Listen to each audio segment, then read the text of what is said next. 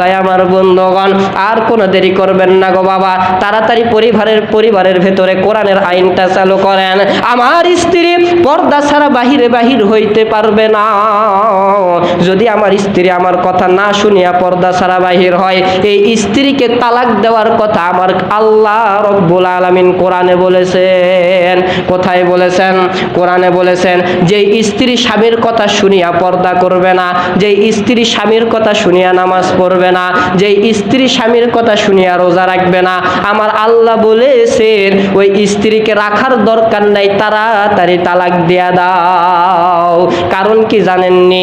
ওই স্ত্রী রাখা মানে ওই স্ত্রীর সাথে আপনিও বিনা হিসাবে জাহান্নামী, আপনিও কি জাহান্নামী।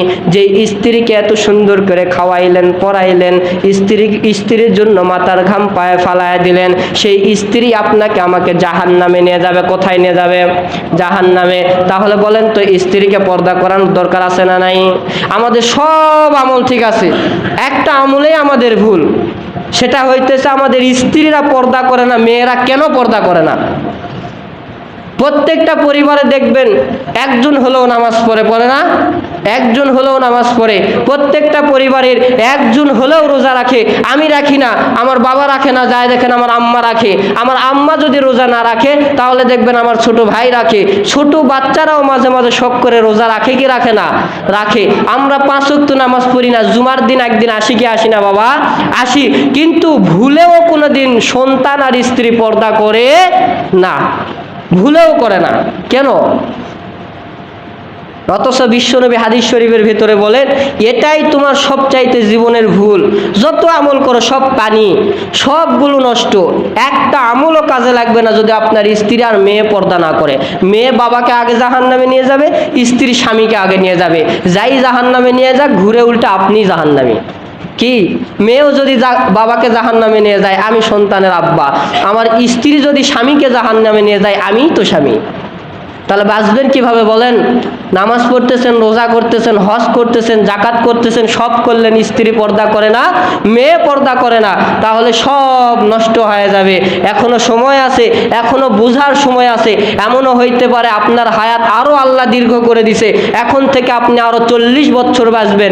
এখন থেকেই তওবা করুন, স্ত্রীকে পর্দা করান, নিজের কন্যাটারে পর্দা করান, নামাজ পড়ান, 5 ওয়াক্ত তাকিদ দেন। হাদিস শরীফের ভিতরে বিশ্বনবী বলে তুমি ফজরের নামাজ পড়ার জন্য যাইবা, তুমি তো ফজরের নামাজ পড়ার জন্য যাবাই, আবার স্ত্রীকে তুলে ফজরের নামাজের বিছানায় দাঁড় করাইয়া তুমি মসজিদের ভেতরে যাবা। এমনও তো হাদিসের ভেতরে আছে, তোমার স্ত্রী যদি উঠতে না চায়, পানি এনে স্ত্রীর শরীরে ঢেলে দাও, ঘুমাইতে যেন না পারে। তুমি কেন তোমার স্ত্রীর জন্য জাহান্নামী হবা? কার কথা এটা? রসুলের কথা। অথচ আমরা এই দিক দিয়ে খুবই দুর্বল। যাই হোক, নামাজ 2 এক তো পড়ি, 2 একটা রোজাও করি, 2 একটা সত্য কথাও বলি, 2 একবার আল্লাহর নাম জবানে নেই, কিন্তু ভুলেও 2 একবার স্ত্রী পর্দা করে না, নিজের কন্যাটা পর্দা করে না।